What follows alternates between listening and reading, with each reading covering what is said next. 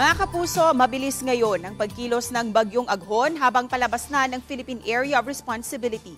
Namataan ng pag-asa ang mata ng bagyo 870 kilometers east-northeast ng extreme northern Luzon. Sa lakas na 130 kilometers per hour, bugso na 160 kilometers per hour at may direksyong northeast sa bilis na 40 kilometers per hour.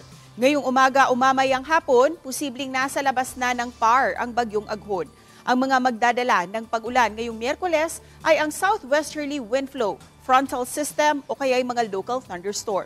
Dahil sa southwesterly wind flow, maalon palin ang mga baybayin ng Batanes. Kaya sa mga kapuso nating mangingisda, iwas po munang pumalaot ang may mga maliliit na sasakyang pandagat.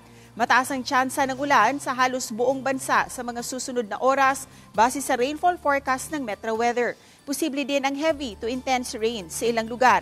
Kaya maging alerto po sa banta ng baha o landslide.